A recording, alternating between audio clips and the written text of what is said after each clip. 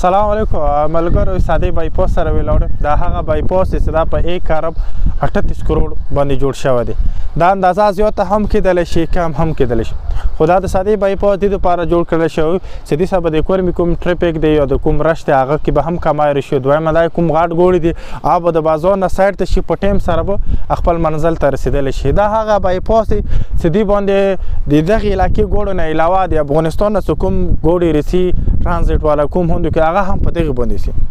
خو دغه جوړونې کې ډېرې زیاتې غلطیونه شوي اول غلطي دا ده چې دې باندې څومره هم غاټ ګوړي سي هغه به د چړۍ نه خلاص نه وي یعنې که یو ګوړی د پړشنو نه رسي لوډ وي نه هغه چې کوم ځای نه بایپاس ټټېږي د سادې ګرلز کالج پرې به هغه په چړۍ باندې رخېږي او بیا سادې ګرلز کالج نه چې د خپله رسي چې څو پرې دا بل روډ ته نه یې کوشوه تر هغه وخته پرې دا په اترۍ باندې یعنې یو طرفه چړۍ بل طرفه اترۍ بل طرفه چړۍ بل طرفه اترۍ یو خو دا غټه خبره دویمه خبره دا دی چې کوم شی په کور وي روډ دپاره دا اوس یوه خوړه دی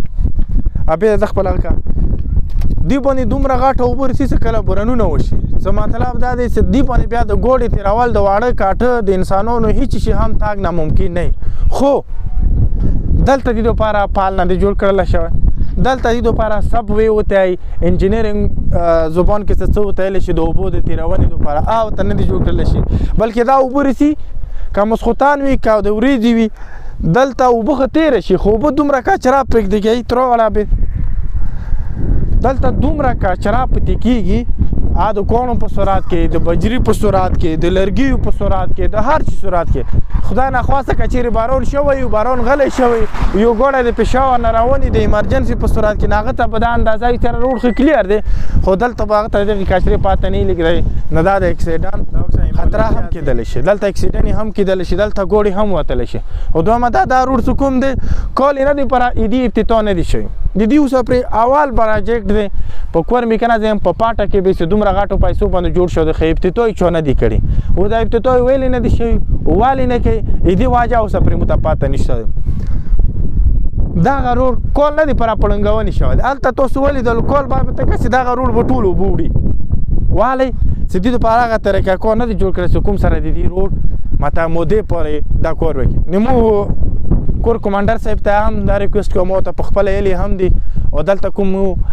انتظام دی عسکري قیادت چې څومره هم دي موږ په علاقې کې څومره هم کارونه څه کړي دي که هغه NGO کړي دي که هغه د مو د نورو محکمو کړي دي او که عسکري قیادت کړي دي بدقسمتي سبب مو دا ټول غیر معیاري کار شوی دی که نه تاسو دا لیدلی شو یو عربونو یا د کروړو یو پراجیکټ کېږي او د هغې ابتدا ته چوک نه رسي دې مطلب دا چې دال مې کچھ کاله ہے یعنی مطلب په دغه کې څه غلطي شوې دي نو مو ایڈمنسټریشن د لارې ډي سي صاحب ته کور کمانډر صاحب ته هم ریکویسټ کوو چې د دغې د پښتنه وکړلی شي دې د مونیټرینګ وکړلی شي دې د پښتنه وکړلی شي چې دا کار کړی چا دی دا کوم یونټي کړی دی کوم مطلب دا د انجینر پاس کړی دی او کوم ټیکادار کړی دی او دا ولې غلط کړی دی په دې دا د کور مستقبل نه دی دا بلکې د پاکستان د مستقبل دپاره په دې چې دا باندې دا یمو ټرانزیټ وی دی د افغانستان نه دلته ګوډې رسي خپل علاقې ګوډې پسې نو که چیرې دا روډ ړنګ وي نو ګوډو ته به مشکله هم وي او ګوډو ته به د اکسیډنټونو کولو خطره هم ډېره مننه